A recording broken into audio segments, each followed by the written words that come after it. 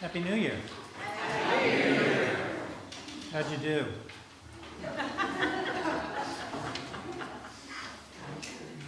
The church always looks like a party happened a few weeks after Christmas. It's like, we find candles sitting around. Yes, it did. Because a big party did. It was very massive this year.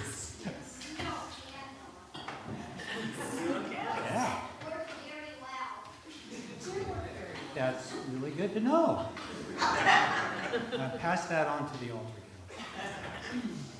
Epiphany and Nativity are profoundly connected.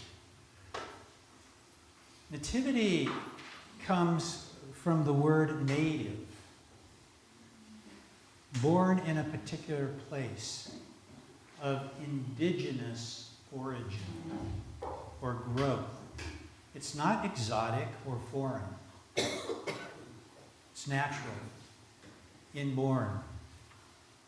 There's heredity involved sometimes. Connection with something in a natural way. From the French, it means native, born in, raw, unspoiled.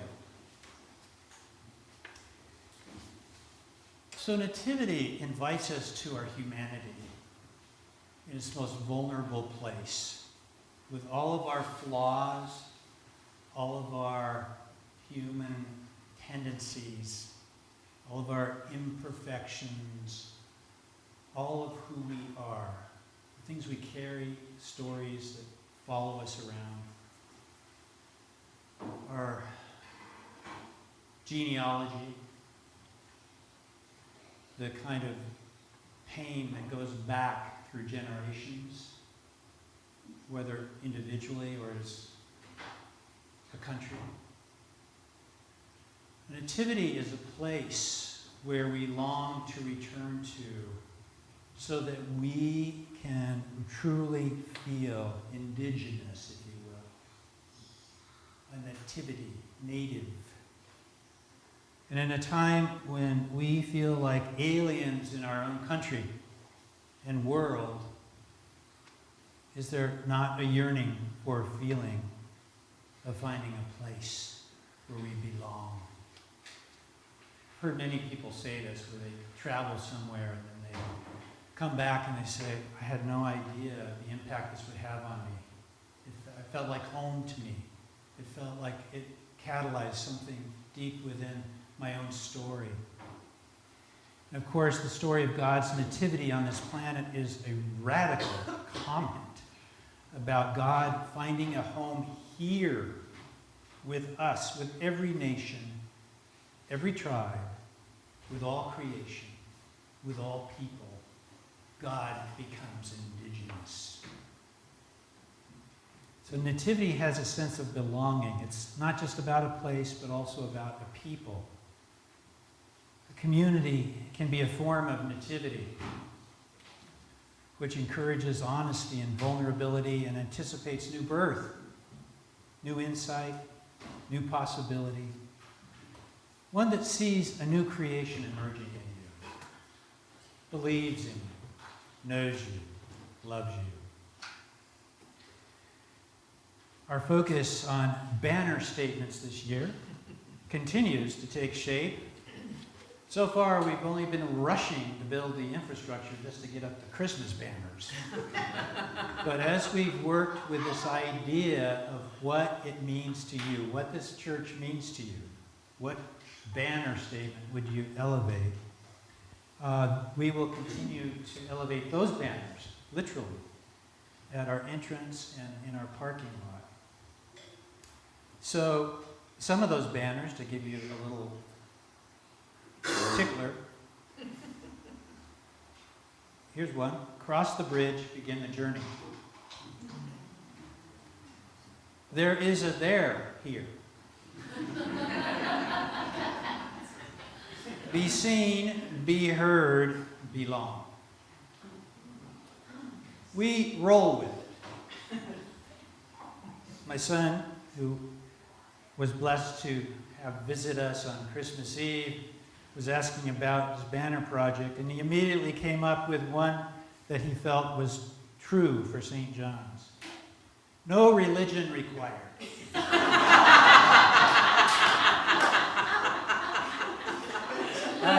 I like that. He certainly knows his father.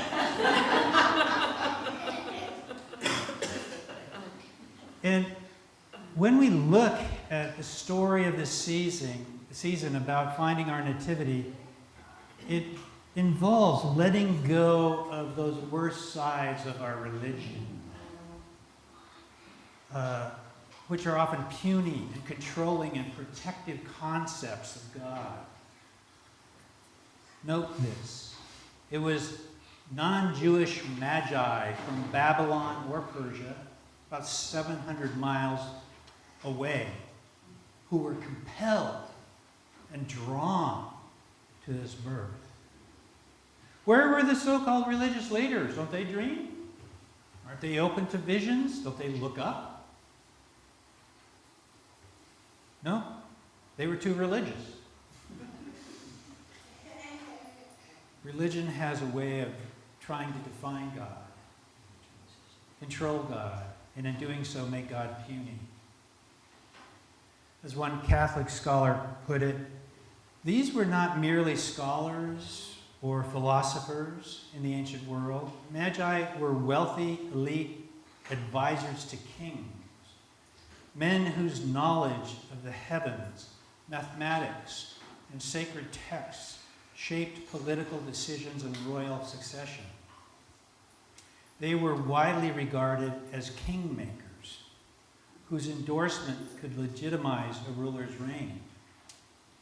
Men of this rank and influence would never have traveled alone. They would have journeyed with a substantial entourage, armed guards for protection, servants to manage camp life on the long journey, pack animals carrying provisions, and treasures of immense value suitable for the one they believed to be a mighty king. Is it no wonder that not only Herod, but all Jerusalem were stirred by this? I mean, we have an extreme shortage of what was really happening up there. Eastern Christian tradition speaks of 12 magi, and we end up with 3 simply because of 3 gifts that were offered. But this was quite an event. So let's talk about what it means to discover our nativity, our humanity, our frailty, our strength, our contradictions. We're all in search of who we are. Like the Magi, we are drawn to the amazing possibilities. Nations will come to you, God will arise over you, light will shine upon you, your family will evolve in new ways, with sons and daughters returning in the most glorious and unexpected ways. You will be radiant and you will thrill. I love that. You will thrill and rejoice. Abundance in all its forms will come towards you. Or if you prefer, you'll be covered in camels.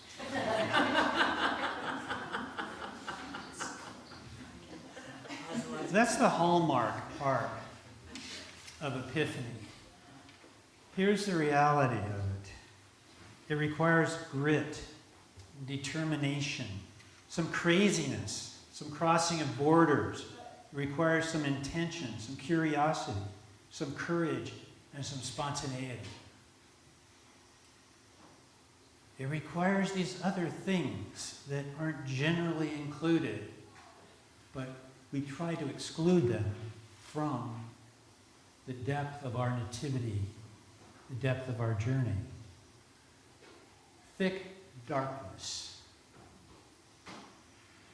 Got some of that? Radical humility. Paul's vision emerged from a deep self-knowledge, a painful self-knowledge that caused him to refer to himself as the least of the saints. the bottom of the barrel. Dreams. It involves dreams, sometimes nightmares. We pay often little respect towards the unconscious world of dreams, writing them down, figuring out what's that about. It comes from the depths of who you are. This other one may surprise you. Stupidity. Yes, I said it. Stupidity is a great sign of sainthood. All saints model it. We don't like to think of that, but you can't look at a saint without seeing a level of stupidity.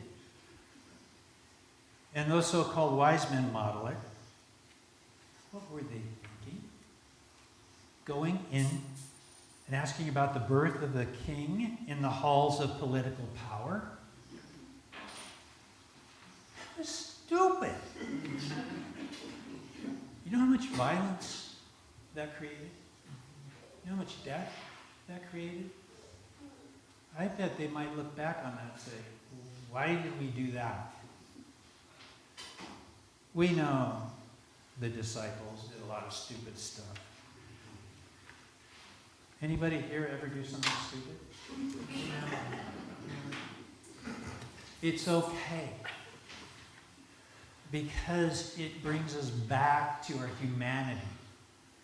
It wrecks our resume or our timeline. Disturbs relationships. It disturbs our vocational goals, whatever it is. Fortunately, Herod is even more stupid. Not going with them, but trusting that they would do as he said.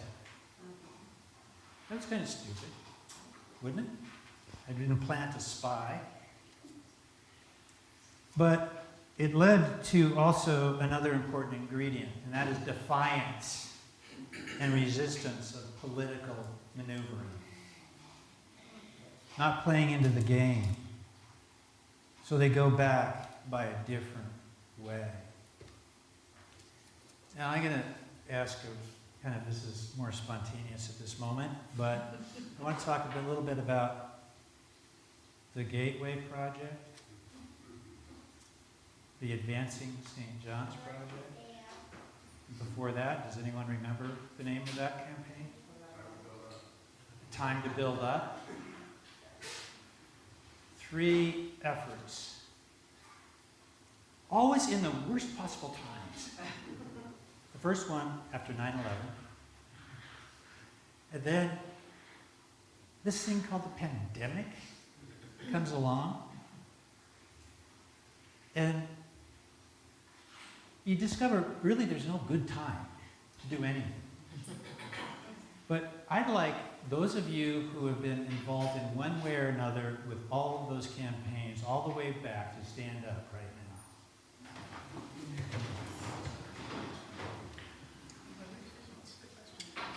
Thank you. What? Of course, John pointed out that I forgot the flood. To which I would say, which one? We had a flood from water, and we also had a sewage flood. And it's messy business, this nativity building, if you will. Nobody on this team that has done all this work through the years would say, oh, there was no thick darkness. Oh, no, this didn't make us humble at all.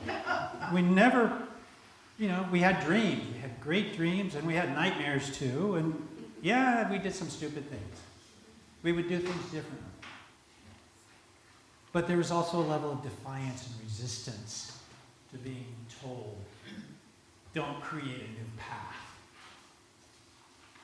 Go back the way you came.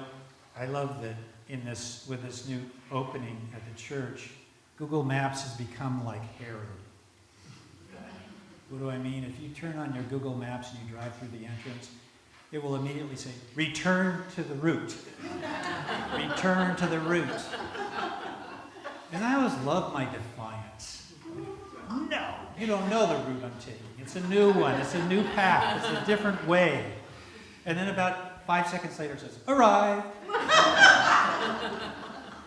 And this is the way we get stuck in a routine. You know, there's something about a new path, a new way that has all of this struggle, all this humanity in it.